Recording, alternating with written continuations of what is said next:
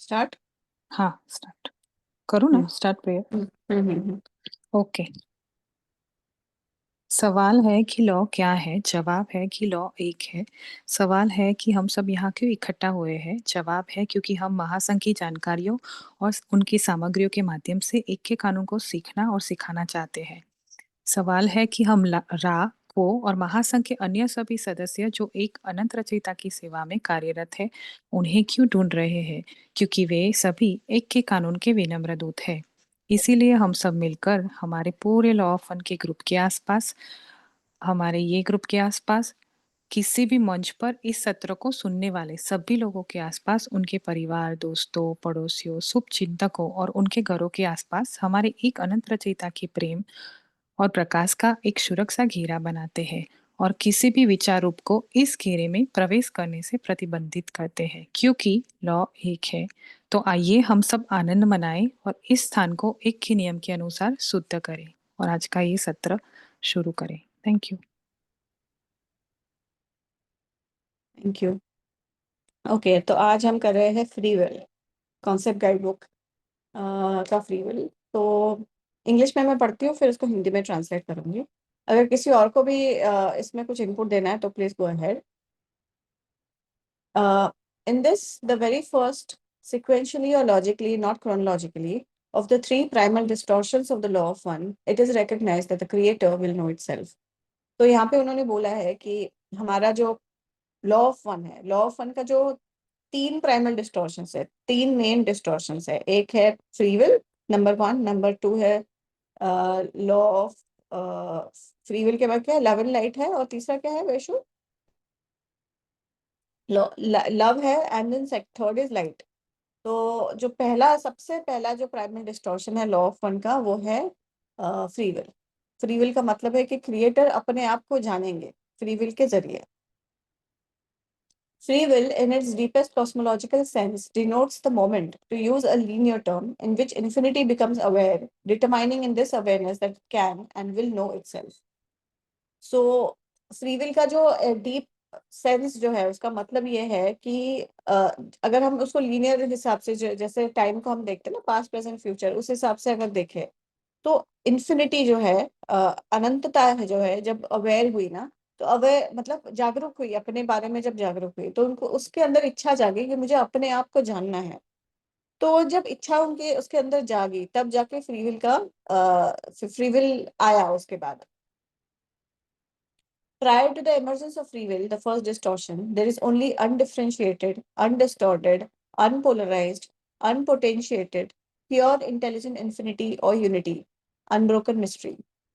तो free will आने से पहले, जब फ्री विल का इमर्जेंस हुआ, पैदा हुआ जब फ्री विल, उसके आने से पहले सिर्फ अनडिफरेंशिएटेड, मतलब जिसको आप विभाजित नहीं कर सकते, जिसको आप तोड़ मरोड़ नहीं सकते, जिसके अंदर पोलैरिटी नहीं है, मतलब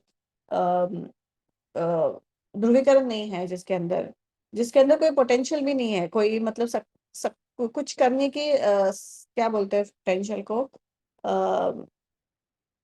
क्षमता, वो क्षमता भी उसके अंदर नहीं है। वो प्योर इंटेलिजेंट इन्फिनिटी थी, प्योर बुद्धिमान अनंतता थी, और यूनिटी थी, एकता थी, और मिस्ट्री थी, लेकिन वो टूटी हुई नहीं थी, अनब्रोकन मिस्ट्री थी वो। Through the first distortion, intelligent infinity invests itself in an exploration of manyness, the first and primal paradox of the law of one.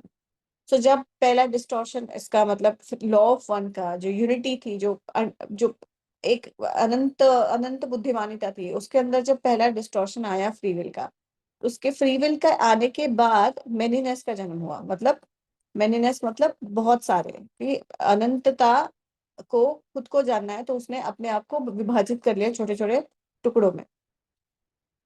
Due to the infinite possibilities of intelligent infinity, there is no ending to manyness. Thus, through free will, the exploration is free to continue infinitely in an eternal present.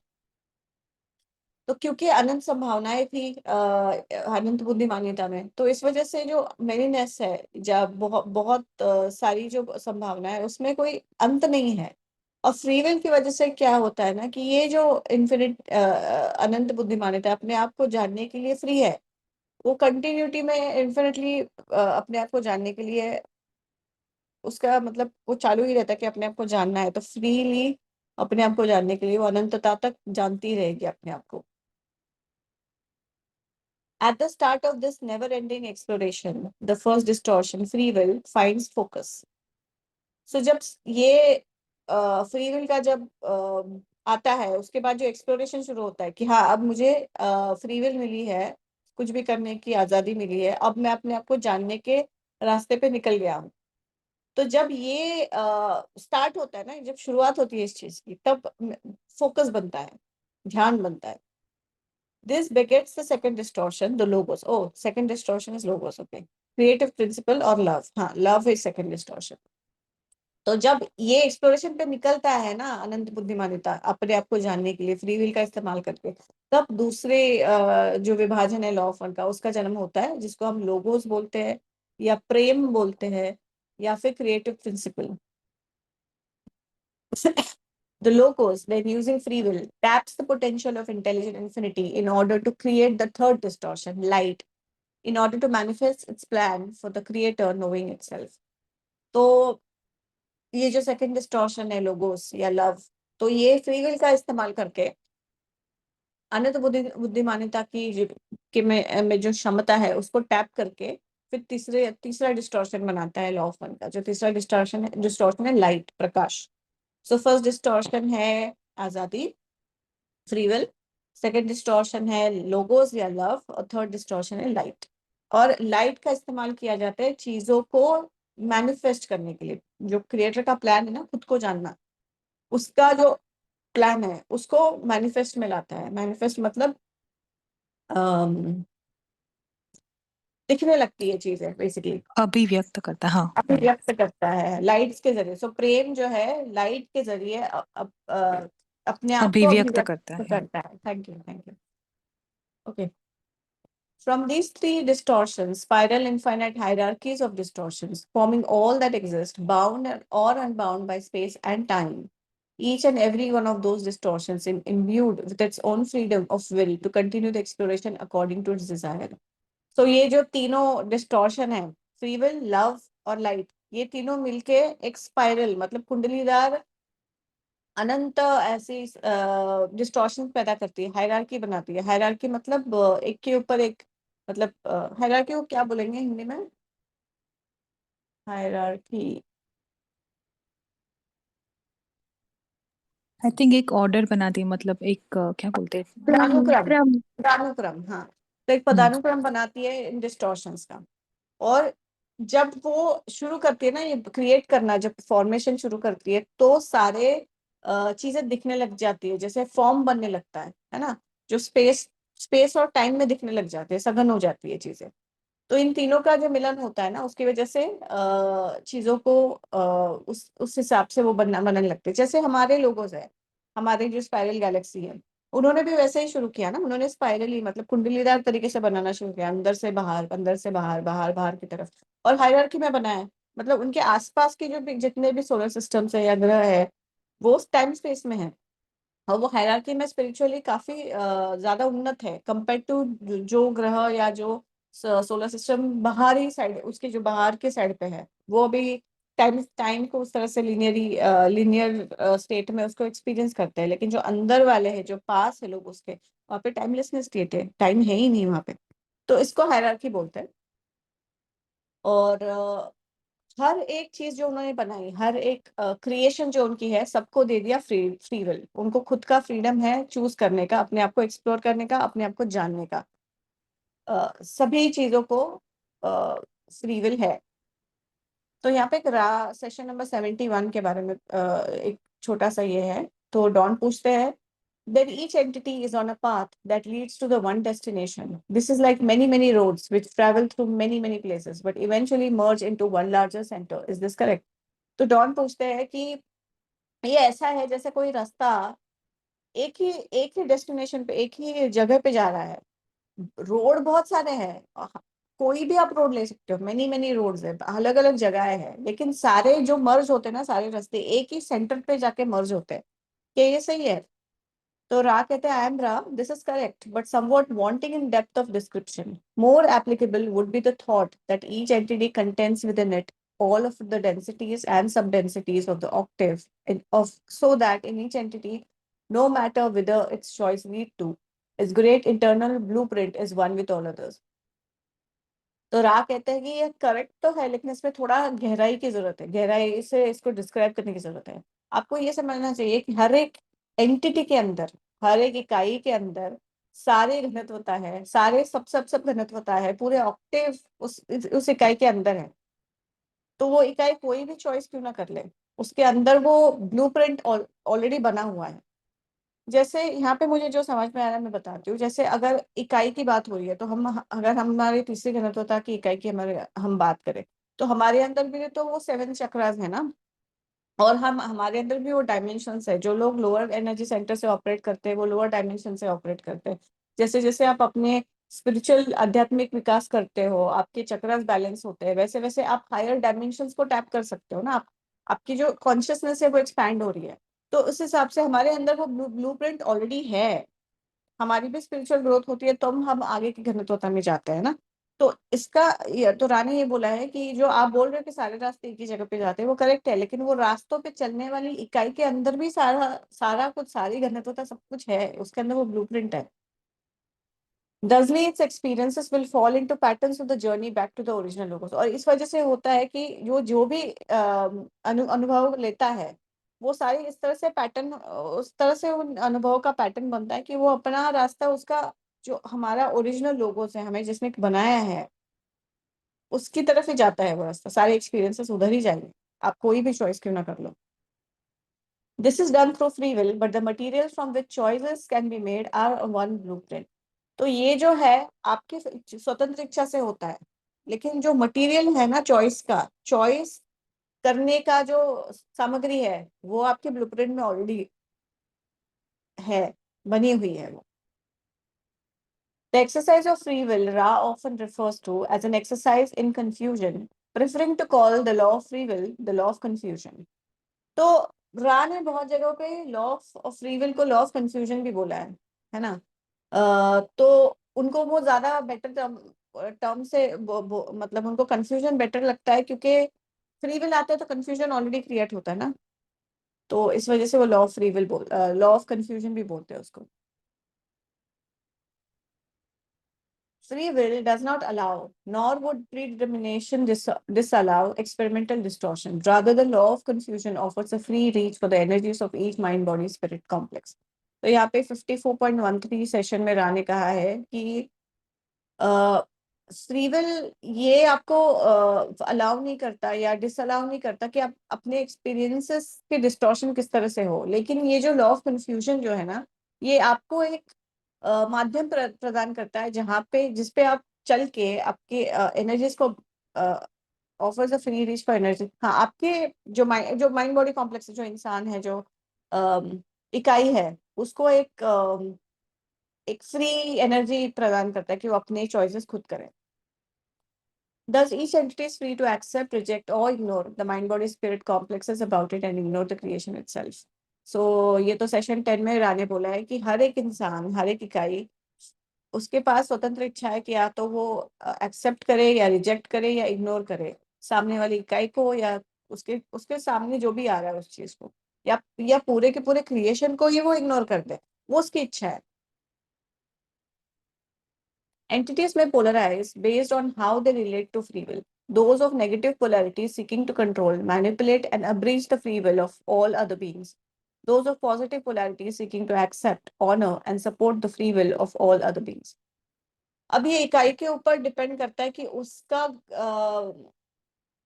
Polarisation कैसा हुआ है, ध्रुवीकरण किस तरह से है। अगर वो नेगेटिव ध्रुवीकृत है, तो फिर वो दूसरों के ऊपर कंट्रोल स्थापित करने की कोशिश करेगा, दूसरे को मैनिपुलेट करेगा, दूसरों के फ्री विल का उल्लंघन करेगा। लेकिन जो पॉजिटिव पोलैरिटी का है, पॉजिटिवली ध्रुवीकृत है, सकारात्मक ध्रुवीकृत है, वो दूसरे को एक्सेप्ट करेगा, उसकी रिस्पेक्ट करेगा, उसको ऑनर करेगा, और फ्री विल, दूसरे के फ्री विल का भी उल्लंघन नहीं करेगा, उसकी इज्जत करेगा वो। तो ये बेसिक डिफरेंस है। तो लास्ट में सेशन 69 में राने कहा है, we will note the situation where in an entity gets a road map which is poorly marked and in fact in quite incorrect. The entity sets out to its destination. It wishes only to reach the point of destination, but becoming confused by the faulty authority and not knowing the territory through which it drives, it becomes hopelessly lost. तो ये एक ऐसा है कि एक इकाई है जिसके हाथ में रोड का मैप है, ठीक है, लेकिन उसको ठीक से मार्क नहीं किया है उसने। मैप तो है, लेकिन जाना कहाँ है, किस किस कौन सा वाला रूट लेना है, वो सब उसने ठीक से मार्क नहीं किया है, ठीक है। लेकिन वो निकल पड़ता है अपने डेस्टिनेशन के लिए, उसको अपने जहां उसको पहुंचना है वहां पे जाना है। तो वो इच्छा उसकी होती है कि मैं उस पॉइंट तक पहुंचूं, लेकिन रास्ते में वो इतना कंफ्यूज हो जाता है क्योंकि उसको ऐसे ऐसी इकाइयां बीच में मिल जाती है, ऐसी अथॉरिटी वाले लोग, जो अथॉरिटी जिनकी होनी नहीं चाहिए, ऐसे लोग मिल जाते हैं कुछ। मतलब ऐसे कोई किसी किसी के इलाके में घुस जाए वो, यहाँ पे उसको वो वेलकम नहीं है। तो बेसिकली ऐसे सारे हर्डल्स उसके सामने आते हैं, तब उसको ऐसा लगता है कि यार मैं खो गया, मैं होपलेसली आई एम लॉस्ट, कि मैं कहाँ आ गया। तो ये वैसा ही है basically. Free will does not mean that there will be no circumstances when calculations will be hourly. This is so in all aspects of the life experience. Although there are no mistakes, there are surprises. लेकिन स्वतंत्र इच्छा के का, का का मतलब ये नहीं है कि कोई आपको सर्कमस्टांसेस फेस नहीं करने पड़ेगा। आपने जो चॉइस किए हैं, जो बेसिकली आप जो भी चॉइस करते हो अपनी फ्री विल इच्छा से, तो आपने वो चॉइस पे जो आपने वर्क किया है, काम किया है, कार्य किया है, तो उसका कोई सर्कमस्टांसेस आपको फेस फेस नहीं करने पड़ेगा, ऐसा नहीं है। आपने जो चॉइस किया, अगर आप दूसरों का बुरा कर रहे हो तो कहीं ना कहीं उसके सर्कमस्टांसेस आपको फेस करने पड़ेंगे, कॉन्सिक्वेंसेस फेस करने ही पड़ेंगे। तो ऐसा नहीं है, लेकिन सारे लाइफ के आपको एक लाइफ का एक्सपीरियंस वहां पे मिल रहा है। जबकि हम बोलते हैं कि कोई मिस्टेक्स है नहीं, बस सरप्राइजेस है सारे, गलतियां नहीं है, बस सरप्राइजेस हैं। So that's it, this was law of free will. किसी के कोई क्वेश्चंस है, कुछ ऐड करना है किसी को, तो प्लीज गो अहेड। एक सवाल है। जैसे कि कभी कभी ऐसा लगता है कोई बुजुर्ग गार्जियन लोग हैं जो कि एक तरह से आधा उम्र लगभग उसका पूरा हो चुका है, तो उन लोगों से कभी जब इंटरेक्शन करते हैं, कोई बातचीत करते हैं या फिर मिलते हैं, तो कभी कभी ऐसा लगता है जैसे कि पूछने से ही उनका फ्री विल इन्फ्रिंजमेंट जैसा फील होता है। ऐसा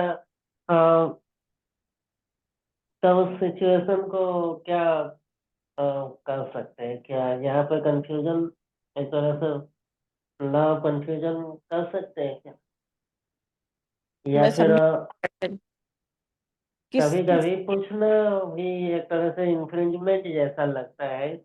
जो भी जो बड़े गार्जियन लोग हैं, जो भी जो एक तरह से लर्निंग स्टेज में तो हर लोग हैं ना, जो कि नया चीज रेगुलर सीख रहे हैं, समझ रहे हैं, तो जो भी लॉ है, रूल है, जो एक तरीका है वो सीख रहे हैं, समझ रहे हैं। लेकिन जो ऑलरेडी जो काफी जो ओवर एज के या फिर जो मिडिल एज से जो काफी ज्यादा ऊपर के हैं, तो उन लोग से इंटरेक्शन में कई बार जो जैसे कहते हैं ना, कुछ जैसे लाइक है जो कुछ खाने पीने को लेकर के बात आ गया, तो उनका इच्छा होता है, लेकिन वो समझ रहे हैं कि हाँ उनका जरूरत है, लेकिन वो जनरली पूछना, अब ये रिवाज बना हुआ है कई बार पूछने का, लेकिन उस वक्त जनरली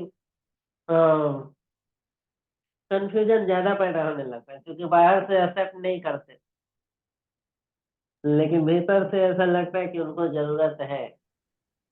हम्म उस तो ये कंफ्यूजन वाली स्टेट है, आपको समझ में नहीं आ रहा है, आप जो उनको बोल रहे हो उनके भले के लिए बोल रहे हो, लेकिन आपको ऐसा लगता है कि आपने उनके फ्री विल का इन्फ्रिंजमेंट कर रहे हो। तो हाँ, आप उन पूछने से ऐसा चॉइसेस, लगता है कि हाँ पूछेंगे अगर तो सिविल इंफ्रिंजमेंट होगा, ऐसा लगता है। हाँ, तो इसके तो आप उनको चॉइसेस बता सकते हो कि ये चॉइसेस है। आपने अगर ये अच्छा। चॉइसेस की तो इसके कॉन्सिक्वेंसेस ये है, बाकी उनके उनके ऊपर छोड़ दो। जैसे मैं डील करती हूँ ऐसे लोगों से जो आपने जैसे बोला जो मिडिल एज है या फिर जो थोड़े से ओल्डर एज के हैं, तो वो आते हैं मेरे पास डायबिटीज पेशेंट। हाँ, उनका मतलब शुगर इतना हाई होता है कि वो जो उनको बोला गया वो करते नहीं है, दवाइयाँ टाइम से खाती नहीं, तो मैं उनको डांटती नहीं हूँ या बोलती नहीं हूँ ऐसा ऐसा करो वरना आना नहीं मेरे पास, वो मैं नहीं बोलती। वो मैं नहीं बोलती, तो मैं क्या करती हूँ, मैं उनको बताती हूँ कि ये दो रास्ते हैं, या तो आप दवाइयाँ छोड़ दो, आपको जैसा चल रहा है वैसा चलने दो, या तो आप अपना डाइट पे कंट्रोल करो, ठीक है, उसके बाद हम आपकी दवाइयाँ धीरे धीरे कम कर देंगे। तो मैं उनको चॉइसेस दे रही हूँ और उनको कॉन्सिक्वेंसेस भी बताती हूँ। अगर आप डाइट कंट्रोल भी नहीं करोगे, दवाइयाँ भी नहीं खाओगे, तो ये होगा, अगले 5 years में आपको किडनी फेलियर हो सकता है, ये हो सकता है, क्योंकि ये लिखा हुआ है सब कुछ। सो आई शो देम। तो फिर चॉइस उनके ऊपर, उनको क्या करना है वो अपने चॉइस खुद बना लेते हैं। सो दिस इज समथिंग मैं हैंडल करती हूँ इन चीजों को। बाकी आप चॉइसेस दे सकते हो सामने वाले को। हाँ, ये बेहतर ऑप्शन है, चॉइसेस या ऑप्शन बताने का, ऑप्शन और उसका जो एक तरह से रिजल्ट ध्यान में आए तो। हाँ हाँ। ओके। और किसी को कुछ कहना है फ्री विल के हाँ, बारे में कुछ भी? यह इसमें सुनिए, आपने ये एक पॉइंट पढ़ा है, मेरे ख्याल रा का है, हम्म 54.13। वो हम्म एक बार दोबारा आप बताइएगा कि कैसे एक्सप्लेन किया है आपने। Free will does not allow. 1 second, 1 second. 54.13. Free will does not allow, nor would predetermination disallow experiential distortions. तो इसका मतलब ये है कि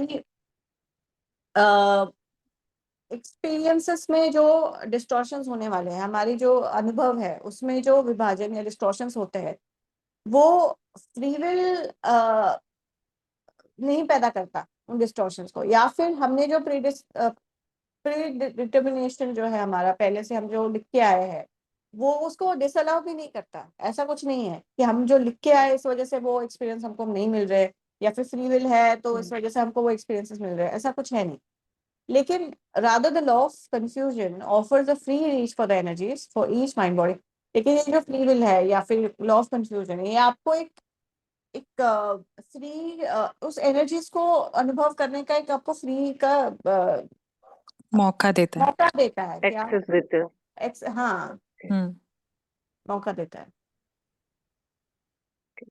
इसलिए हर एक इंसान फ्री है, या तो वो एक्सेप्ट करे या रिजेक्ट करे या इग्नोर करे, खुद को करे, सामने वाले को करे, लॉ ऑफ वन को करे, किसी और को करे, या तो फिर क्रिएटर को कर दे, वो उसकी इच्छा है। That is up to free them। Will तो दी है, बट वहां पे अगर लॉ ऑफ कंफ्यूजन अगर उसमें पैदा हो जाता है किसी भी एंटिटी में कि मैं क्या करूं, ये करूं या वो करूं, जैसे कभी भी कोई सिचुएशन आ जाए, तो उसमें ये यहाँ ये कहा गया है कि I mean that entity is free to access any of you can they can choose। हाँ, उसकी इच्छा है। और लॉ ऑफ फ्री विल और लॉ ऑफ कंफ्यूजन सिनोनिमस है, दोनों सेम है। Okay। रा ने बहुत जगह पे लॉ ऑफ फ्री विल को लॉ ऑफ कंफ्यूजन भी बोला है, क्योंकि फ्री विल कंफ्यूजन क्रिएट करता ही है ना फाइनली। कि मेरे पास इतने सारे, अभी मैं शॉपिंग के लिए जा रही हूँ, मेरे पास इतने सारे ऑप्शन है, तो मैं कंफ्यूज, मैं ले सिर्फ एक ही चीज सकती हूँ, तो मैं कंफ्यूज हो जाऊंगी ना क्या लूँ। So free, yes, because I have a free will I got confused because मेरे पास ऑप्शंस इतने सारे हैं। ऑप्शंस बहुत हो जाते हैं, कंफ्यूजन पैदा होता है कि ये भी कर सकते हैं, ये भी कर सकते हैं, तो क्या करें। एग्जैक्टली। हाँ, तो अगर अगर जो एंटिटी जिसमें अभी सिचुएशन आई है कि अगर जो एंटिटी लेना चाहती है, चूज करना चाहती है कि मुझे इस रास्ते जाना है, उसको तो पता है। जिसने नहीं चूज किया है वो तो कंफ्यूज होगी और उसको रिपीट करना पड़ेगा या उसका कॉन्सिक्वेंसेस ये भुगतना पड़ेगा उसे। तो वो फ्री विल का ही कंफ्यूजन मतलब क्यों कहा गया है कि I mean I think you those mean are trying to free. Say कि part of the free will law of confusion, हाँ, दैट्स व्हाट मतलब यू जो मीन। जो जो कंफ्यूज हो रहे हैं पर्सन कि हाँ, उनको कुछ पता ही नहीं है, नो जानते ही नहीं है कि फ्री विल भी है, कुछ है या नहीं। तो वहां पे उस सिचुएशन में क्या हो सकता है? कुछ नहीं, वो चॉइस वैसे भी करेगा ना। कंफ्यूज भी है, लेकिन ओके। कुछ ना कुछ तो चॉइस करेगा ही ना। हम्म बस ये है कि आ, उसको रास्ते पता नहीं है कौन से चुनने हैं, लेकिन किसी ना किसी रास्ते पर तो वो है ना, कंफ्यूज बट है, लेकिन फ्री किसी ना विल, किसी रास्ते पर तो है ना, उसकी स्वतंत्र इच्छा से है। हाँ हाँ, बट ये भी कहा गया है ना कि हमें मतलब फ्री विल इंसान तभी एक्सेस करेगा जब उसे मतलब बताया जाए कि भाई हाँ हाँ ये चॉइसेस है, now you have to choose it. अगर उनमें ही confusion then it's okay, but अगर चॉइस मतलब उसको पता ही नहीं है तो वो जो कंफ्यूजन है क्या वो अब अ, किसी तरह से वो नहीं है, रा ने यहाँ अनजस्टेड पे नहीं बोला है। है, रा ने यहाँ पे बताया है कि ये जो ब्लूप्रिंट है ना आपका, आपके जब आप पैदा होते हो ब्लूप्रिंट के साथ पैदा होते हैं, कहीं ना कहीं सबकॉन्शियस लेवल पे आपको पता होते हैं। आप अब देखो, service to hmm others for example, positive oriented entity जो है, सकारात्मक इकाई, उसको बचपन से पता होता है ना कि सामने वाले को हर्ट नहीं करना है, सामने वाले को प्यार करना है। जो इंसान इंटेंशनली हम्म सामने वाले को हर्ट कर रहा है, तो ये मॉरल वैल्यूज उसको तो बचपन से ही मिली जाती है ना, दी जाती है ना। वो जिस तरह से जिस फैमिली में हम्म पैदा हुआ है, जिस फैमिली में उसका पालन पोषण हुआ है, अपने पेरेंट्स से, अपने बड़ों से, अपने टीचर से, उसको कुछ ना कुछ तो मॉरल वैल्यूज मिली होगी ना। तो उसको वो हम्म रास्ता, गार्डियंस बोला ना रानी की, गार्डियंस आपको पैदा होती है, आपके यहाँ पे गार्डियंस गार्डियंस होते हैं, आपके पेरेंट्स होते हैं, आपके टीचर्स होते हैं, वो आपको गाइड करते हैं एक दिशा में। अगर आपके गाइडेंस में हम्म प्रॉब्लम है, वो ही कंफ्यूज है, तो वो आपको भी कंफ्यूज कर देंगे। लेकिन वो ब्लूप्रिंट तो आपके अंदर है ना, अच्छाई और बुराई में डिफरेंस तो आप कर सकते हो ना। क्या आपको अच्छा लग रहा है, क्या नहीं लग रहा है, उसमें तो आप डिफरेंशिएट कर सकते हो ना। तो करेक्ट। कंफ्यूजन क्रिएट हम ही करते हैं, क्योंकि हम हमारे इंट्यूटिव माइंड जो है, हमारा सबकॉन्शियस माइंड हमें कैटलिस्ट देता है। तो कैटलिस्ट क्यों देता है? ताकि हम अपनी चॉइस कर पाए। लेकिन अगर आप वो कैटलिस्ट को प्रोसेस ही नहीं कर रहे हो, उसको आपको ठीक से आप उसको समझ ही नहीं पा रहे हो, तो आपको सबकॉन्शियस माइंड आपको देता रहता है, हिंट्स देता रहता है, सिंक्रोनिसिटीज देता रहता है। वो हर एक इकाई के अंदर है ना, वो खुद मकड़ी जो है ना, खुद ही के जाले में फंस जाती है। ऐसा है कि वो खुद ही अपने इल्यूजन्स जो है, अपनी कंफ्यूजन क्रिएट करता है और वो फंस जाता है उसमें। जबकि उसको मॉरल वैल्यूज बचपन से मिली हुई है, उसके गाइड्स है, उसके सबकॉन्शियस माइंड उसको हिंट्स देता रहता है, कैटलिस्ट उसको आते हैं। सब कुछ अवेलेबल है, सब कुछ अवेलेबल होने के बाद भी अगर आप कंफ्यूज हो रहे हो, तो वो अपनी आपकी स्वतंत्र इच्छा से हो रहे हो ना। अ, तो ढूंढना भी ये आपकी रिस्पॉन्सिबिलिटी है, लॉ ऑफ रिस्पॉन्सिबिलिटी भी तो आती है ना। ये ट्यूसडे की मीटिंग थर्सडे की लिंक पे क्यों हो रही है? आज थर्सडे ना, आज थर्सडे, आज ओ आज ट्यूसडे है। ट्यूसडे है, भूल से हो गया होगा। ओ shit, तो मुझे लगा आज ट्यूसडे थर्सडे एक्चुअली है। इसीलिए नहीं हो पा रहा था। I also tried it sorry first. Sorry sorry. अच्छा, आई वाज वंडरिंग कि क्या हुआ। हाँ, मैं कंफ्यूज हो गई थी। अच्छा, मुझे भी हमने ऐसा लगा फिर। फ्री विल के टॉपिक पे, फ्री विल का जो टॉपिक है, 2 पेज का, 2.5 पेज का ही था, 1.5 पेज का, सॉरी, तो वो खत्म हो गया। Hmm concept of law of one का। हाँ, कॉन्सेप्ट गाइड का, हाँ। फ्री विल है, which was hardly 1.5 page, so I did that. Okay, so what did you explain? Can you please brief me up since I just joined? हाँ तो wait one sec, एक हाँ। Second Sonia, hmm you explained ना। अब यहाँ पर कितने लोग जिन्होंने ज्वाइन किया है, उनमें हम्म, से किसको ये ढंग से समझ में आया है, वो मुझे एक्सप्लेन करो। दिशा, हाँ। गीता, वैशाली, वीरेन, प्रियंका, अभिषेक तुम मत बोलना, तुम्हारी बात समझ में नहीं आती। अर्चना, तुम में से जिसको समझ में आया है ये फ्री विल का जो सोनिया ने एक्सप्लेन किया, वो एक्सप्लेन करो मुझे कि तुम्हें क्या समझ में आया। Who wants to ma'am do it? मेरा प्लीज एक put your hand question up. है। मैम मेरा एक क्वेश्चन है, मैंने थोड़ा लेट ज्वाइन किया, मैं भी समझ रही हूँ फ्री विल, मुझे आया समझ में, लेकिन मैं चाहूंगी कि हमारे ग्रुप में से ही कोई एक्सप्लेन करे। बट अभी सोनिया जी कुछ बता रहे थे, वीरेन जी को शायद, या परम जी थे, तो वहां मेरी कोई क्वेश्चन वो मैं स्टक हुई। सोनिया जी ने कहा कि कैटलिस्ट लगे रहते हैं और वो चॉइस कर रहा होता है जिसको भी मिलता है, वो कॉन्शियस हो या मतलब अनकॉन्शियसली वो कर रहा होता है। तो अगर उसको ये पता ही नहीं है कि कैटलिस्ट उसको कुछ सिखाने आए हैं, ये एक्सपीरियंस उसको कुछ सिखाने के लिए आया है, तो वो रैंडम ही कोई चॉइस कर रहा है, तो क्या वो भी उसके ब्लूप्रिंट में है, उसने खुद ही लिखा हुआ है, वो चूज करके आया है उस चीज को? ऐसा कुछ है क्या? नहीं, ब्लूप्रिंट में वो चीज नहीं है। ब्लूप्रिंट में जो, नहीं, ब्लूप्रिंट में आपका जो स्पिरिट कॉम्प्लेक्स है ना, जो अनंत रचयिता का वो अंश है, उसके अंदर सारी घनत्वता है, सारा नॉलेज है, आपका जो पर्सनल सबकॉन्शियस माइंड जिसको हम बोलते हैं ना, जिसमें सारा इंफॉर्मेशन है, आपका आकेशिक रिकॉर्ड जो भी है, वो आप एज अ ब्लूप्रिंट आपके अंदर होता है, आपको उसको सिर्फ टैप करना होता है। एक मिनट, कैन आई से समथिंग हियर सोनिया? या जो मुझे लगता है, I could be wrong, please correct me if I am wrong, जो मुझे लगता है अर्चना, जब एक यस रैंडम मैम कैटलिस्ट लगता है तो जी आपके सोल कॉन्ट्रैक्ट में या ब्लूप्रिंट में इस तरह से लिखा होता है, जो जहां तक मुझे याद है, कि अगर आप ये चॉइस करोगे तो इसके आगे आपका फ्यूचर ये होगा, अगर आप ये चॉइस करोगे तो इसके आगे आपका फ्यूचर ये होगा। और क्योंकि आपको 3-4 चॉइस मिलती है ना, एक होता है you are working on the dictates of love, as in you are operating out of love, when you are working on service to self path, and when not making a choice is also a choice.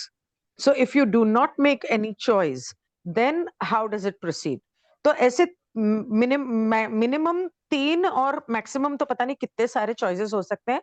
It's very relative to depending on के सामने catalyst क्या है। तो उस हिसाब से आपका probable और पॉसिबिलिटी और प्रोबेबिलिटी लिखी हुई होती है। अब आप क्या चॉइस करते हो, और ये सिर्फ यहाँ पे खत्म नहीं होता। सपोजिंग एक इंसान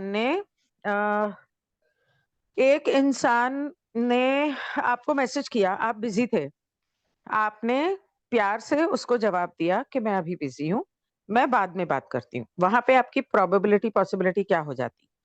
आप बिजी थे, आप परेशान थे या थके हुए थे, आपने चिढ़ के उसको जवाब दिया, तो वहां पे आपकी प्रोबेबिलिटी पॉसिबिलिटी अलग हो जाती है। आपने उसे जवाब ही नहीं दिया, तो वो कैसे रिएक्ट करेगा, वो उसकी चॉइस और उसके सोल कॉन्ट्रैक्ट में आता है, लेकिन उसका भी एक इफेक्ट, कॉज एंड इफेक्ट तो होगा, तो वो प्रोबेबिलिटी पॉसिबिलिटी कुछ और हो जाती है।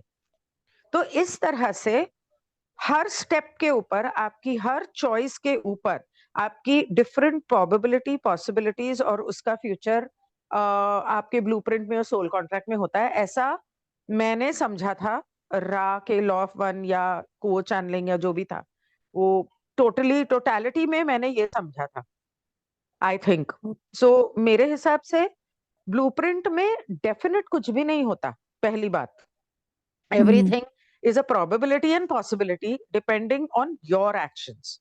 इसीलिए कहते हैं कि आपके एक हाथ में किस्मत है, लेकिन आपके दूसरे हाथ में आपके कर्म है। आप अपने कर्मों से अपनी किस्मत बदल सकते हो। Did I answer that, Archana, yes for yes you?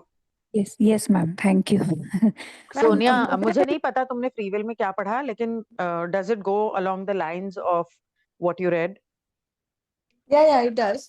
लेकिन यहाँ पे जो ब्लूप्रिंट एक्सप्लेन किया ना, blueprint is not something that, वो कैटलिस्ट वगैरह नहीं है। ब्लूप्रिंट वो है जो बेसिकली जो क्रिएटर है ना, क्रिएटर का अंश आपके अंदर है। सो क्रिएटर इज होल, तो यू आर ऑल्सो होल। आपके अंदर सारी घनत्वताएं है, सारे डायमेंशंस है आपके अंदर, because you have this 7 energy centres. आप लोअर एनर्जी सेंटर से ऑपरेट करते हो तो आप लोअर डायमेंशन में ऑपरेट करते हो, फिर आप जैसे जैसे आपकी आध्यात्मिक प्रगति होती है आप हायर डायमेंशन में ऑपरेट करते हो, you are more love and light. तो वो जो क्रिएटर का जो अंश है वो आपके अंदर है, दैट इज द ब्लूप्रिंट। से आपको नॉलेज सारा कुछ आपको दे के भेजा हुआ है, बस उसको टैप करना है। इंटेलिजेंट इन्फिनिटी को बस आपको टैप करना है और उस नॉलेज को गेन करना है। This is what I That is the understood, blueprint. That is the blueprint, या द रॉ मटेरियल। हाँ, तो उस ब्लूप्रिंट के अंदर सारे, अगर आप अर्चना सवाल पूछती है कि अगर कोई रैंडम कैटलिस्ट लगता है तो उसमें जो आप एक्शन लेते हो और उसके बेस के ऊपर आप कौन सा चॉइस करते हो, क्या एक्शन लेते हो, वो भी तो ब्लूप्रिंट का हिस्सा ही हुआ ना। वो ब्लूप्रिंट का करेक्ट हिस्सा नहीं है, वो ब्लूप्रिंट का हिस्सा नहीं, वो आपकी फ्री विल से हुआ चॉइस है। वो ब्लूप्रिंट इज एवरीथिंग। आपके पास जितनी possibility probabilities, everything is there inside you.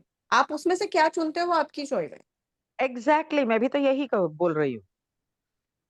Okay, आप उसमें से क्या चुनते हो ये आपके ऊपर है, लेकिन उस चुनने का फ्यूचर क्या होगा और उसकी क्या प्रोबेबिलिटी पॉसिबिलिटी होगी, वो ब्लूप्रिंट है। दैट्स व्हाट आई सेड, हाँ हाँ, है ना।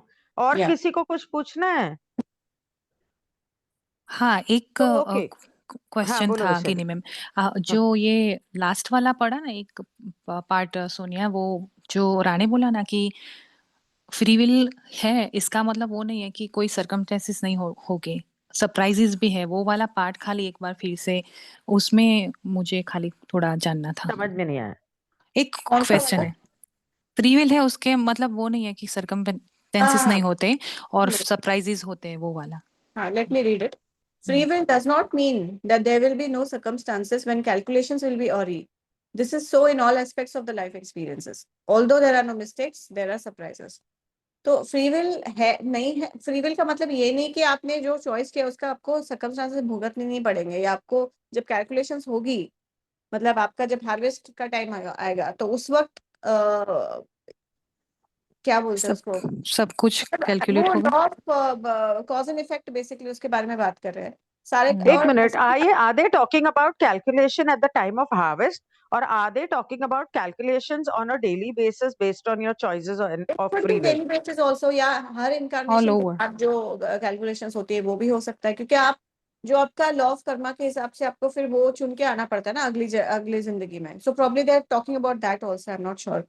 लेकिन फ्री विल होने का मतलब ये नहीं कि जहां आप तक चॉइस कर रहे हो जहाँ उस पर आपको कुछ असर नहीं होगा उस चीज का, होगा। नहीं, मुझे जो यहाँ पर समझ में आया फ्रॉम दिस वन स्टेटमेंट, मैंने पूरा तो सुना नहीं, मुझे जो समझ में आ रहा है, क्योंकि ये चैप्टर फ्री विल का है, और free will is not only about the harvest, free will is about your daily life.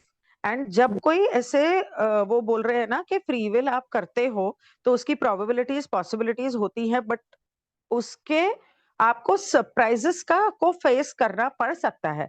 Now what I understand, calculation होता है मतलब जब वो लोग डिसाइड करते हैं कि ठीक है तुमने ये चुना तो तुम्हारे साथ ये होगा, लेकिन सरप्राइजेस कहाँ से आएंगे? बिकॉज सामने वाले की फ्री विल भी तो है। आपने जो किसी को मैसेज किया या नहीं किया या किस तरह से किया, उसके उसकी भी तो फ्री विल है कि वो किस तरह से रिएक्ट करेगा। तो प्रोबेबिलिटी पॉसिबिलिटी ऊपर वाले ने या आपके सोल कॉन्ट्रैक्ट के हिसाब से गॉड ने या हुएवर कैलकुलेट्स इट, आपके सोल कॉन्ट्रैक्ट में आपने कैलकुलेट करके रखी हैं, लेकिन आप अपने हिसाब से कैलकुलेट कर रहे हो ना। आप समझते हो कि आप सामने वाले को जानते हो, लेकिन हो सकता है that person suddenly over reacts और doesn't react, that could be a surprise, ऐसा मुझे लगता है। What do you think? हाँ, रानी भाई बोला है कि there are no mistakes, there are surprises. Exactly. जो भी और दूसरा सर्कमस्टेंस है वो है, सरप्राइज ही आएगा ना। दूसरा एक पॉइंट भी हाँ, इससे मिल रहा है कि मतलब जो भी फ्री विल हमने करी है उससे कोई भी अगर तकलीफ या दुख आया वो भी मतलब हो सकता है, या सरप्राइज यानी कि अच्छा भी हो सकता है। So it's not like only free will है तो मतलब कुछ हो नहीं सकता, हो भी सकता है और नहीं भी, ऐसा ना इसका मतलब पॉजिटिव एंड नेगेटिव दोनों नहीं, क्या होगा। होता है ना, मैं लेट मी एक्सप्लेन दिस। मेरी स्वतंत्र इच्छा है, मैं कुछ भी करूंगा, मैं कुछ भी हम्म करूंगी, मैं सामने वाले को हर्ट भी कर दूंगी, मैं कुछ भी करूंगी। लेकिन जस्ट बिकॉज फ्री विल है, मैं कुछ भी कर रही हूँ, लेकिन उसका मुझे भुगतना भी पड़ेगा ना। सामने वाले को हर्ट होगा तो मैं भी तो हर्ट होंगी ना। हम्म वो एग्जैक्टली। पलट के मुझे जवाब भी तो देगा ना। सो वो as a not surprise just मुझे आ दैट, सकता है। नॉट जस्ट दैट, अभी अभी सोनिया यू ओनली सेड कि सामने वाले को हर्ट होगा तो मैं भी तो हर्ट होंगी, बिकॉज सामने वाले और आप दोनों हो तो एक ही ना। हाँ बिल्कुल। राइट तो आप सामने वाले ट्रू को हर्ट नहीं कर रहे हो, आप खुद को ही हर्ट कर रहे हो। यस तो बिल्कुल कर्मा आपको कोई बदला नहीं ले रहा है आपसे, आपके ही कर्म आपके सामने आ रहे हैं क्योंकि आपने वो अपने ही साथ किया है ना। तो एनीवे तो वो बात जो मैंने पहले बोली थी वो बीच में रह गई। Who will want to explain all that Sonia explain today? Please somebody, आप लोगों में से कोई तो बोलो ताकि पता चले कि सोनिया जो समझा रही है कितना ढंग से समझ में आ रहा है। दिशा थोड़ा सा आप बताओ, गीता वो उसके बाद थोड़ा बताएगी, फिर प्रियंका, परमजीत, वीरेन, आप सब बताओ, वैशाली तुम भी बोलो जो भी एक कोई बात समझ में आई, कुछ तो समझ में आया है ना, तो बताओ। मैम, मुझे आज बहुत तेज कोल्ड है, इसलिए मैं थोड़ा ही समझा पाऊंगी, और मैंने लेट भी ज्वाइन किया था। तो दीदी ने ये बताया था कि जो फ्री विल है वो फ्री लॉ ऑफ कंफ्यूजन भी है, और वो लॉ ऑफ फ्री विल जो होती है वो लॉ ऑफ कंफ्यूजन भी होती है। तो और फ्री विल के तीन वो है कि अगर अपनी फ्री विल है, अपन ने कोई एक्शन लिया सामने वाले के प्रति, तो वो उसको एक्सेप्ट, रिजेक्ट, इग्नोर कुछ भी कर सकता है, और सेम अपने ऊपर भी एप्लीकेबल होता है।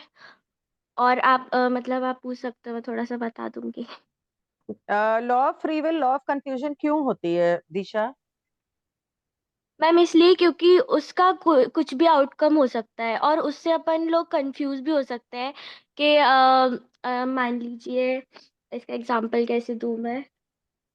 कि मतलब क्या चॉइस करनी है, हाँ, क्या हम्म करना है, हमें डिसीजन क्या लेना है।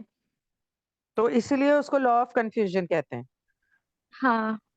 ओके, तो एक बात तो दिशा ने समझा दी। परमजीत, आप बताओ नेक्स्ट, और इसके अलावा और क्या बोला है सोनिया ने?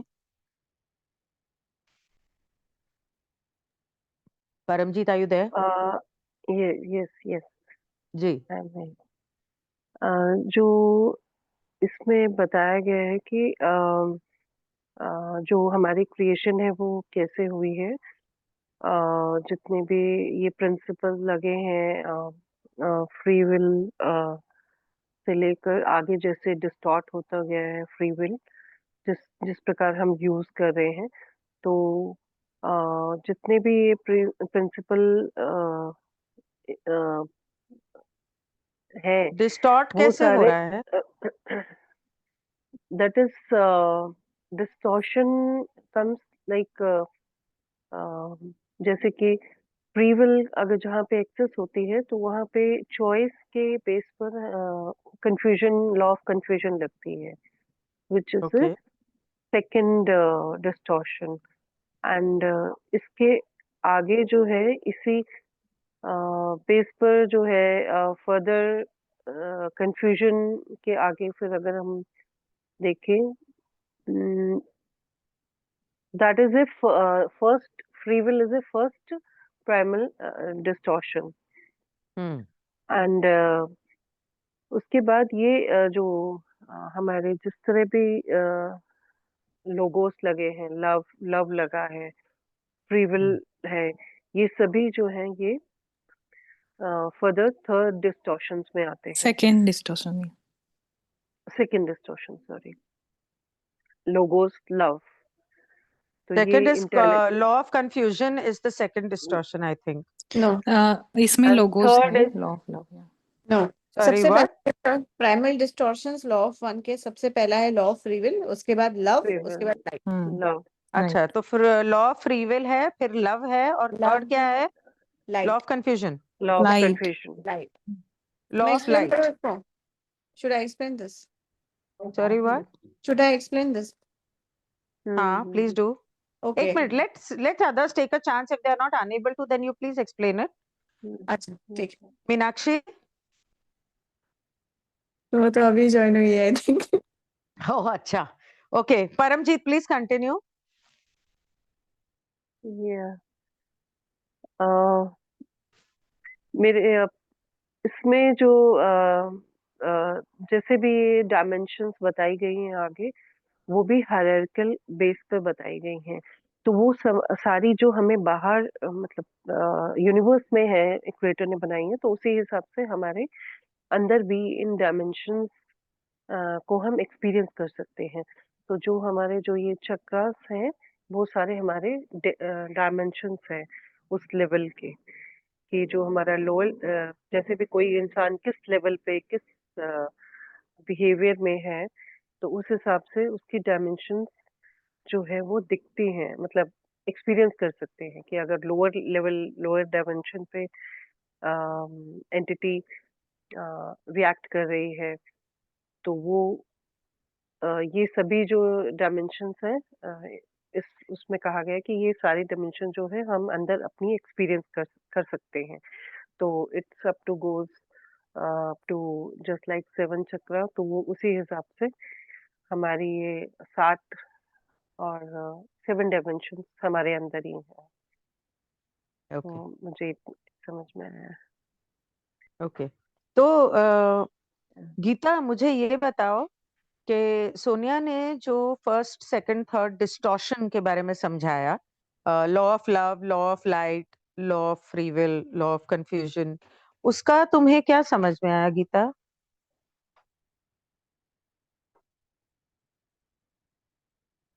Gita? Gita? Are you there? Priyanka, can you take it up? No ma'am, मैं आज नहीं ज्यादा बात कर सकती। अच्छा, ओके। गीता, मौन व्रत है? नहीं मैम, ठीक नहीं कोई हूँ होगा, शायद। गीता जी को बोल रहे हैं, पर गीता जी शायद कुछ होगा आसपास या कुछ ठीक है बिजी वैशाली, होगा। तुम बता दो। ओके, क्या था क्वेश्चन? सोनिया ने जो डिस्टॉर्शंस के बारे में समझाया, law of first is law of one, second is law of love, third is law of light. That means first distortion is love, second distortion is light, and उसके बाद लॉ ऑफ कंफ्यूजन। उसके बारे में क्या समझ में आया? Okay, तो पहला distortion law of free will, दूसरा लॉ ऑफ लव, एंड तीसरा है लॉ ऑफ लाइट। वो तीनों ओके, तो उन्होंने समझा ना। वो तो उसने बताया, लेकिन लव को, लाइट को, कंफ्यूजन को डिस्टॉर्शन क्यों बोला जाता है? बिकॉज बहुत सारी चॉइसेस है। एक एग्जांपल भी दिया था शायद, हाँ। आई थिंक, कि अगर हमारे पास फ्री विल है ना, तो बहुत सारी चॉइसेस हो जाती है। सपोज हम शॉपिंग करने जा रहे हैं या कुछ कहीं पे भी जा रहे हैं, तो चॉइस सामने बहुत सारी आती है, तो ये लो, यहाँ जाओ या ये करो, ऐसे कंफ्यूजन भी होता है हमारे दिमाग में कि क्या करें। ऐसे एक तो इसीलिए कंफ्यूजन का स्टेट आता है हमारे पास, बहुत सारी चॉइसेस होती है तो। हाँ, लेकिन लव एंड लाइट को डिस्टॉर्शन का नाम क्यों दिया गया है? मेरे को वो समझ में नहीं आ रहा, मैं इसलिए पूछ रही हूँ।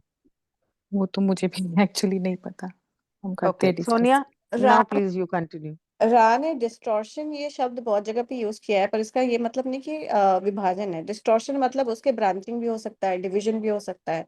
तो लॉ ऑफ वन के जो सबसे पहला जो विभाजन है वो फ्री विल है, क्योंकि फ्री विल जब जब फ्री विल से पहले जो अनंत बुद्धिमानिता थी वो अनडिफरेंशिएटेड थी, अनडिस्टॉर्टेड थी, उसके अंदर कोई पोलैरिटी नहीं थी। जब फ्री विल आया, जब वो अपने बारे में अवेयर हुआ, तब जाके उसने बोला कि अब मुझे खुद को जानना है, तो उसके अंदर वो इच्छा पैदा हुई। तब वो इच्छा जब पैदा हुई तो उसका फोकस लगा, जब फोकस लगा तब लोगोस पैदा हुआ। लव, क्रिएटिव प्रिंसिपल, लव और लोगोस, ये ऑल सिनोनिम्स है। तो जब ओके। लोगोस पैदा हुआ, तब लोगोस ने फ्री विल का इस्तेमाल करके लाइट बनाया। लाइट मतलब वो क्रिएटिव प्रिंसिपल का जो क्रिएशन जिससे होती है वो लाइट से होती है, फोटोन से होती है ना क्रिएशन। तब जाके चीजें दिखने लग, मैनिफेस्ट में दिखने लगी। और फिर उसने हमारा जो, अगर हमारे लोकल लोगोस का अगर हम एग्जांपल लेंगे, तो लोगोस ने हमारे स्पाइरल में चीजें बनानी शुरू की अपने अराउंड, है ना, घुंडलीदार तरीके से। तो उस वजह से, और हायरार्कियल नेचर में उन्होंने बनाई है। हायरार्कियल मतलब स्पिरिचुअलिटी में कितने वो आगे कुछ। इनफैक्ट मैं अभी जो पढ़ रही थी सेशन, उसमें ये बोला है कि 80% चीजें तो अभी भी टाइम स्पेस में है, जो दिखती है वो सिर्फ 20% ही है। तो ये जो लोगोस के आसपास के जो सोलर सिस्टम्स है ना, वो वहाँ टाइमलेस स्टेट में है, टाइमलेसनेस स्टेट में है। तो हायरार्की के हिसाब से वो काफी प्रोग्रेस्ड है स्पिरिचुअली। लेकिन जितने ओके। बाहर के हैं वहाँ पे वो टाइम को एक्सपीरियंस कर सकते हैं। तो वो हायरार्की में उन्होंने चीजें बनाई हैं। तो इस तरह से क्रिएशन हुआ कि पहले इन्फिनिटी अवेयर हुई, फिर उस फ्री विल का इस्तेमाल करके उसने फोकस लगाया, फोकस से लव लोगोस का पैदा हुआ, और लोगोस ने फिर लाइट का इस्तेमाल करके चीजों को मैनिफेस्ट करना शुरू किया अपने अराउंड। कुंडलीदार तरीके से उन्होंने चीजें बनानी शुरू की, फिर वो चीजें ने फॉर्म लिया, शेप लिया, शेप बनना शुरू हो गया। So this is how free will का इस्तेमाल करके तो क्रिएशन होता है। एक सेकेंड, अगर मैं एग्जाम्पल दूं, इसका मतलब एक इंसान को पता चला कि मैं इंसान हूं, अब मेरे अंदर इच्छा पैदा हुई है कि मैं अपने आप को जानूं, या अपने आप को बेहतर जानूं, इसलिए वो शादी करता है।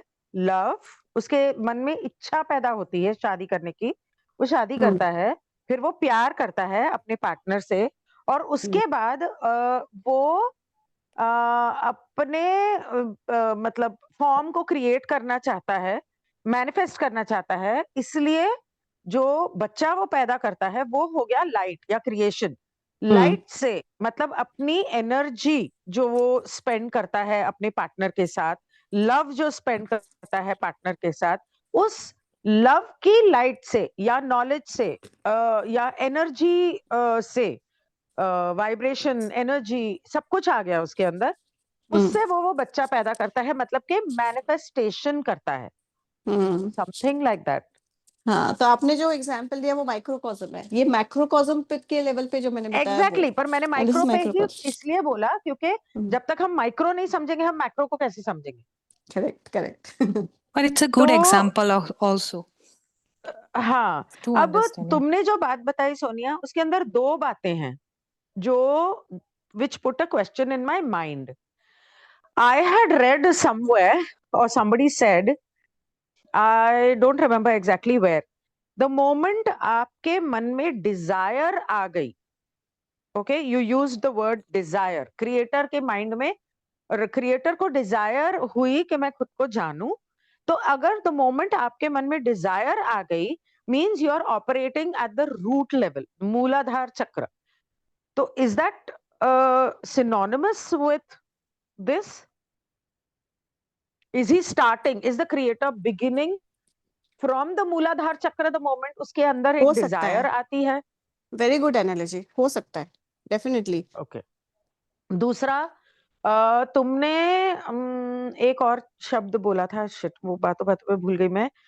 एक तो डिजायर की बात की, और दूसरा तुमने बोला कि उसने लाइट से क्रिएशन की. What was the other word that you had used? Anyway, Manifest. हाँ, मे बी मैनिफेस्ट, बट नहीं, there was some question in my mind when she was talking.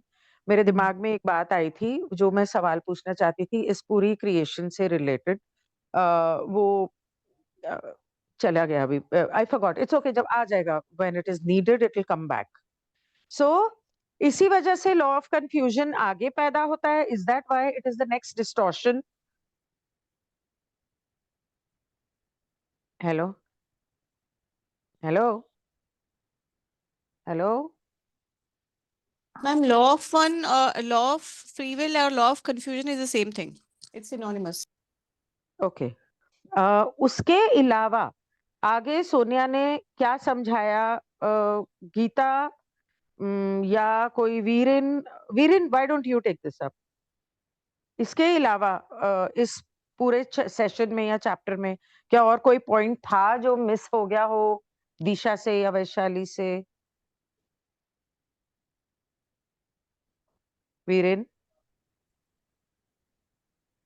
Priyanka can't talk, Gita तुम्हें नेटवर्क प्रॉब्लम है. Okay, अभिषेक. हाँ, कौन बोला? अभिषेक भैया ने एक क्वेश्चन अच्छा पूछा था, उन्होंने कुछ उसके बारे में ही पूछा था, तो सोनिया ने क्या उसका जवाब भी बहुत अच्छा दिया. अभिषेक भैया क्या अगर पूछा था बात करें अभिषेक? तो हाँ, इफ ही अभिषेक कैन. बोलो, पर अभिषेक जो बोलेगा प्लीज मुझे बता देना, क्योंकि मुझे हाँ हाँ उसकी बात बताएंगे. समझ में नहीं आती. हाँ, ओके. अभिषेक बोलो. हाँ, क्या वो उस वक्त कभी कभी ऐसा प्रॉब्लम होता है कि गला में जो प्रॉब्लम होता है तो उस वक्त प्रॉब्लम होता है, पर अभी ठीक है। वो उस वक्त जो पूछे थे ये कि जैसे कभी कभी ऐसा सिचुएशन आता है कि पूछना भी ऐसा लगता है जैसे कि पूछने से इंफ्रिंजमेंट हो जाएगा, तो ऐसा ज्यादातर या फिर डायरेक्टली कुछ अगर बोले तो उसमें भी एक तरह से इंफ्रिंजमेंट तो होता ही है कि डायरेक्ट किसी को कुछ भी बोल दे, तो वो ऐसा बोल नहीं सकते क्योंकि जब अपने से उम्र में ज्यादा बड़े हो तो उस दौरान कंफ्यूजन होता है। तब उस वक्त जैसे कि सोनिया जी ने समझाई, ध्यान दिलाई कि ऑप्शन पर ध्यान दिलाना बेहतर रहेगा कि वो आप क्या क्या कर सकते हो, आपको अगर ये जरूरत है तो आप अपने तरफ से ऑप्शन का ध्यान दिला सकते। तो वो और आउटकम है जैसे कि वो डॉक्टरी में है तो बहुत सारे पेशेंट लोग आते हैं, तो अ, बहुत तरह के लोग भी हैं, कुछ लोग हैं फॉलो करते हैं, कुछ नहीं भी करते, तो उसको लेकर बताइए। और ओके. अभी एक एक पॉइंट अभी ध्यान में आ रहा है, जैसे कि कंफ्यूजन कब पैदा होता है, जब शायद हम रिजल्ट को लेकर के ज्यादा अटैच्ड होते हैं, या फिर जब हम शायद चाहते हैं कि ऐसा ही हो, तब शायद चुनने में कंफ्यूजन पैदा होता है, क्योंकि उस दौरान एग्जैक्टली समझ में नहीं आता कि क्या डिसीजन ले या क्या चुने, क्या ये शायद सही है। ये कंफ्यूजन, लॉ कंफ्यूजन का जो बात है। Okay. Sonia, is there anything that is left out that you'd like to remind, revise? हाँ, वही है कि जो सकारात्मक इकाई है, जो ध्रुवीकृत है सकारात्मक, वो फ्री विल का उल्लंघन नहीं करेगी, खुद की भी, सामने वाले की भी, दूसरों को मैनिपुलेट करने के लिए। नेगेटिव जो इकाई है वो दूसरों का उल्लंघन करेगा फ्री विल का। तो ये चॉइसेस है, फ्री विल आपको दी है रचयिता ने, आपको जैसा इस्तेमाल करना है कर सकते हो, लेकिन हाँ, आपने जो चॉइसेस की है उसका फिर आपको कॉन्सिक्वेंसेस भी फेस करने पड़ेंगे। That's it. ओके, और नकारात्मक? नकारात्मक का भी वही है ना, वो दूसरों को फ्री विल का इस्तेमाल क्यों करेगा? दूसरों के ऊपर वर्चस्व स्थापित करने के लिए, उसको मैनिपुलेट करने के लिए, अब कंट्रोल स्थापित करने के लिए। तो बस वही यूजेस क्या है फ्री विल के, वो बताए थे। अच्छा, is there any other point left out in free will, or do you want to just give a gist? Because I mean, you know, मुझे वो देखना पड़ेगा वीडियो को दोबारा, नहीं तो। फ्री विल का इतना एक एक 1.5 पेज का ही था, उसी में रा ने जो भी बोला था वो उन्होंने डाला है। सो बेसिकली जो मैंने स्टार्टिंग में समझाया है कि कैसे फ्री विल कैसे पैदा हुआ, बेसिकली जब कॉन्शियसनेस अवेयर हुई तब जाके फ्री विल पैदा हुआ, फिर फ्री विल पैदा होने के बाद क्या क्या हुआ, क्रिएशन कैसी हुई वो बताया। उसके बाद उन्होंने फ्री सबसे पहले विल, ये बताया। एक second, stop. Free will veil लगने के बाद पैदा हुई ना? No no no no, veil तो थर्ड डेंसिटी में है ना। अच्छा, वेल थर्ड तो डेंसिटी में, ये मैं क्रिएशन की बात कर रही हूँ, क्रिएटर की बात कर रही हूँ, अच्छा, इंटेलिजेंट इन्फिनिटी की बात कर रही हूँ। फ्री विल तब पैदा हुई अच्छा, है जब क्रिएटर कॉन्शियस हुआ है अपने आप को लेके। ओके। लेकिन बाकी सारे डायमेंशंस में हाँ जो सर्विस टू सेल्फ के पाथ पे हैं वो तो सर्विस टू सेल्फ के पाथ पे है, लेकिन सर्विस टू अदर्स के पाथ में है, उन लोगों में तो किसी में वेल है ही नहीं। हाँ, वेल नहीं है। तो वहां पे तो फ्री विल का उल्लंघन करने का सवाल ही पैदा नहीं होता, और नहीं होता। चॉइस भी वो ऑलरेडी कर चुके हैं। हाँ, उसी चॉइस पे फिर वो आगे बढ़ते हैं। तो फ्री विल ज्यादातर इस्तेमाल होती है थर्ड डेंसिटी में। हाँ, फ्री विल ज्यादातर इस्तेमाल होती है थर्ड डेंसिटी में। और थर्ड डेंसिटी में फ्री विल को लॉ ऑफ कंफ्यूजन इसलिए बोला जाता है क्योंकि एक बहुत अच्छा उदाहरण उन्होंने बोला था, रा ने। उन्होंने बोला था कि एक ऐसा इंसान जो एक डेस्टिनेशन तक जा रहा है, उसके हाथ में रोड मैप है, लेकिन वो रोड मैप पे उसने कुछ ड्रॉ नहीं किया, उसको पता ही नहीं है कि कौन सा रास्ता लेना है, कौन से रास्ते को अवॉइड करना है, कि कौन सा रास्ता शॉर्टकट है, वो उसको नहीं पता, बस रोड मैप है उसके हाथ में, उसको लेके वो चल रहा है। तो वो जब कोई भी रास्ता चुनेगा तो ऐसा भी हो सकता है कि वो गलत गांव में घुस जाए, या फिर लंबा वाला रास्ता ले ले, या कोई उसको बीच में तंग कर दे, परेशान कर दे। तो उस वक्त क्या होता है ना, उस वक्त ऐसा लगता है कि मैं होपलेसली कंफ्यूज हो गया हूँ कि मैं पहुंचूंगा कि नहीं पहुंचूंगा। तो ये third okay, hold density on, का होल्ड इट, खास बात होल्ड है। It, hold it. Hmm. Hmm. Generally अगर तुमने किसी ने मेरे न्यूमरोलॉजी के वीडियोस देखे हो कि why do I prefer numerology, this is exactly जो मैं उसमें समझाती हूँ कि अगर वो इंसान रोड मैप लेके चल रहा है और वो किसी भी रास्ते पे जा रहा है, तो वो इसलिए जा रहा है क्योंकि उसको पता ही नहीं है कि उसको जाना किधर है। मतलब उसको डेस्टिनेशन का नहीं पता। M I right? अगर यस, डेस्टिनेशन का पता होता तो मैप के ऊपर वो उस पॉइंट को पिन करता और उस हिसाब से चलता, right? Exactly exactly. Exactly the same thing is where numerology takes you, कि अगर तुम्हें डेस्टिनेशन एक बार पता चल गई कि ईश्वर तुमसे क्या चाहता है, तुम पैदा हुए हो, तुम्हारे नंबर्स के हिसाब से ईश्वर तुमसे क्या चाहता है, तो या तो तुम, for the example I generally give is, अगर आपको यहां से हांगकांग जाना है तो आप ट्रेन से तो नहीं जाओगे ना, वहां पे आपको शिप से ही, सॉरी, अपना फ्लाइट से ही जाना पड़ेगा। और अगर तुम शिप से जाते हो तो तुम्हें कहाँ से शिप से उतर के जाना, रोड से जाना पड़ेगा। या फॉर एग्जाम्पल आप बॉम्बे से कैलकाटा जाना है, तो आप केरला जाके तो कैलकाटा नहीं जाओगे, दिल्ली जाके तो कैलकाटा नहीं जाओगे, सीधा मध्य प्रदेश से बीच में से गाड़ी निकालोगे और कैलकाटा जाओगे। या तुम फ्लाइट लोगे या तुम रोड से जाओगे, तो तुम्हें कितना टाइम लगेगा। इसी तरह से ये जो राह बोल रहा है कि अगर तुम्हारे हाथ में रोड मैप है, तो अगर तुम्हें डेस्टिनेशन का पता है कि what is the lesson in your life that you are here to learn, मतलब तुम्हें अगर पता है कि तुम्हारी डेस्टिनेशन क्या है, तो तुम्हारे लिए आसान हो जाएगा। ये इसी कॉन्सेप्ट को हम लोग करियर और रिलेशनशिप में भी इस्तेमाल करते हैं न्यूमरोलॉजी में, कि अगर तुम्हें पता है कि तुम्हें रिलेशनशिप में ये वाली प्रॉब्लम्स आएंगी या तुम्हें इस तरह से बिहेव करना है, if you know that then you will face less catalyst. और अगर तुम्हें पता है कि तुम्हें इस जन्म में तुम पिछले जन्मों से ये गिफ्ट लेकर आए हो, या तुम्हें इस जन्म में तुम्हारी ये वाली कैपेबिलिटीज ज्यादा है, या तुम्हारे पैशन ऐसा है, if you take up that career then you will face you will not face hurdles in your career, balki you will always have growth. Something like that Ra said. इसीलिए law of confusion easy हो जाता है जब तुम्हारे हाथ में road map है और साथ में तुम्हें डेस्टिनेशन का पता है। एग्जैक्टली तो हायर डिमेंशंस में, हायर डेंसिटी में यही तो है ना, फ्री विल है लेकिन आपके पास रोड मैप भी है, there is no confusion, confusion यहीं पे है सिर्फ थर्ड डेंसिटी में। Right, that's very interesting. हाँ, ये बात मैं इसीलिए भूल एक गई चॉइस थी। कर लेनी है।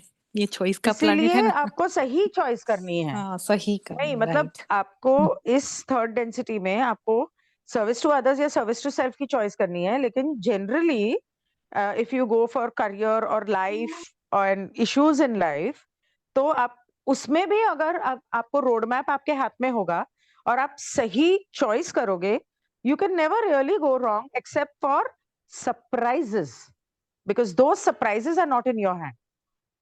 Surprises will come up, although we try and minimize it as much as possible. Anyway, anything else that has been left out? आपने जो बोला ना मैम, न्यूमरोलॉजी या फिर जो भी ये सारी जो चीजें है ना, टूल्स है, पता है हमको नेविगेट करती है थर्ड डेंसिटी में, हमें चॉइसेस करने की।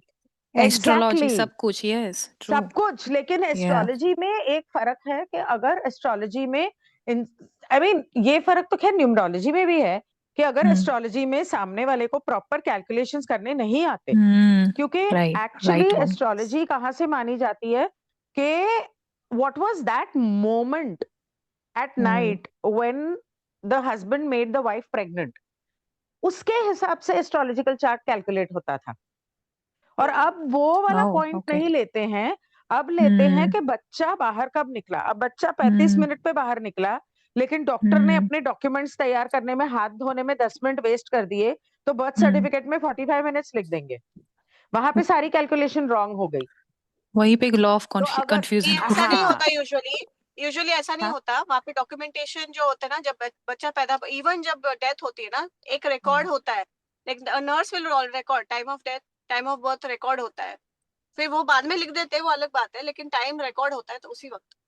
हाँ, मुझे याद है, क्योंकि जब कृष्णा, मुझे याद है जब कृष्णा पैदा हो रहा था तो मैं पूरे होश में थी। अर्जुन के टाइम पे होश में थी, लेकिन मैंने घड़ी नहीं देखी। कृष्णा के टाइम पे मैंने घड़ी देखी थी। इट वाज समवेयर बिटवीन 35-40 और उसके सर्टिफिकेट में 45 लिखा हुआ है। सो इसलिए मैंने ऐसा बोला। लेकिन एनीवे, एस्ट्रोलॉजी का बेसिस उस टाइम पे होता था जो आज कोई भी मानता नहीं है, जबकि न्यूमरोलॉजी में डेट ऑफ बर्थ के हिसाब से थोड़ी सी गाइडेंस मिल जाती है। लेकिन अगर किसी को नंबर्स के कॉम्बिनेशन सही से नहीं करने आए, क्योंकि एक नंबर तो नहीं होता, तो फिर वहां पर इंसान गलती कर सकता है। सो हाँ, ये सारे मोडालिटीज हमारे गाइडेंस के लिए ही बने हैं। That is why they are part of spirituality. Why did I learn this? Because it told me so much about my life. But अगर एक परफेक्ट डायरेक्शन पता चल जाएगा कि हम यहाँ क्यों आए हैं, हमारा पर्पस क्या है और जाना कहाँ है, ये कंप्लीट ये सारी गाइडेंस लेके एक इंसान कर सकता है। सो थोड़े कंफ्यूजन कम हो सके तो जल्दी चॉइस अच्छी से कर सके और आगे जा सके। राइट। दिशा का सवाल है, predictions cause infringement of free will. Disha, predictions cause infringement of free will only if आप किसी की मर्जी के बिना उसको बोल रहे हो। अगर सामने वाला पूछ रहा है और आप उसकी चॉइस में यू आर आप उसको सिर्फ एक राय दे रहे हो, तो I don't think it causes infringement, because you are giving a service and you are being paid for the service. Free में नहीं कर रहे आप, किसी की मर्जी के बिना नहीं कर रहे। This is what I think. सामने वाले ने पूछा है, you are advising. So generally what I do is, what I say is, you can do this for career, blah blah blah. ये 3-4 careers हैं, you can take up anything from this. So I'm giving them a choice. Secondly, if I'm giving them something for relationship or generally in life, then I tell them this is a possibility, this can happen, but remember that everything is possibility, probability, depending on your karma. I am very clear about this and I tell everybody about this.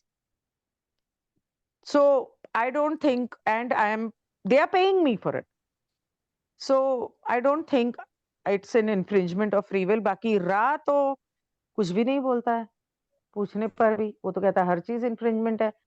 वो तब infringement है अगर आपके कहने से सामने वाला अपना एक्शन चेंज कर लेता है और फिर उसका प्रोबेबल फ्यूचर चेंज हो जाता है, then it is an infringement. Am I right? या एनीबडी आई वांट्स और थिंक एक दिशा और कुछ बोलना चाहती थी। एक हाँ और जी। चीज है इसमें ये है कि अगर किसी और के बारे में अगर आपको कोई पूछता है तीसरा बंदा, तो उसके बारे में आप बताओगे तो उसके फ्री विल का इन्फ्रिंजमेंट होगा। एग्जैक्टली। सो अगर True. किसी को मेरे से ये पूछना है कि मेरे पड़ोसी का अफेयर हो रहा है कि नहीं, तो I can not tell that person कि भाई वो तुम्हारा प्रॉब्लम नहीं है, वो पड़ोसी को सामने लेके आओ, अगर वो पूछेंगे तो मैं जवाब दे सकती हूँ। आई can not answer for a third person, I can't do that. Like for example अभी मैं दिल्ली गई तो आई वॉज आस्क्ड के यू नो किसी ने मेरे को पूछा कि मेरे बेटे की मैरिड लाइफ के बारे में टैरो कर दो। I said I can not do that till your बेटा is in front of me. अगर वो मुझसे पूछता है तो मैं उसका जवाब दे सकती हूँ। आई can not, you can not substitute for your son, उसकी भी फ्री विल है। वही अच्छा I didn't आंसर know दिया। ओके आपने, क्योंकि उससे क्या हुआ, सबकी फ्री विल का रिस्पेक्ट हुआ। एग्जैक्टली। मेरे को सबकी फ्री उनको विल का ध्यान रखना है। जनरली मैं पहले भी रखती थी लेकिन अब ज्यादा रखने लगी हूँ। या मैं आई रिफ्यूज इट। अगर किसी को नहीं करानी रीडिंग ना कराए, लेकिन मैं मना कर देती हूँ। That's how it is. So anyway, any more other questions?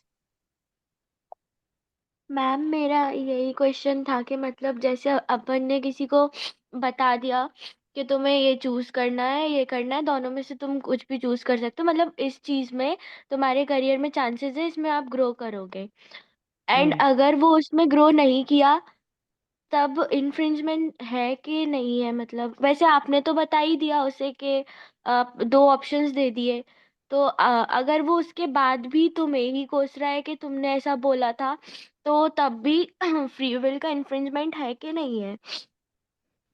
मुझे समझ में नहीं गुड आया Disha. Question, good question. What did she से?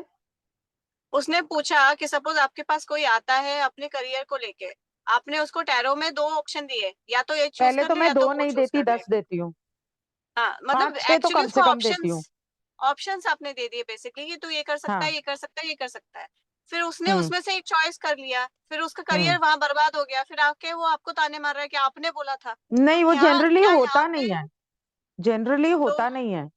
बिकॉज तो उसका you have to understand one more thing. मैंने उसको ऑप्शंस दिए हैं, ओके? वो 4 में से कौन सा ऑप्शन चूज करता है वो भी उसकी फ्री विल थी ना। मैंने उसको अदर ऑप्शंस भी दिए थे।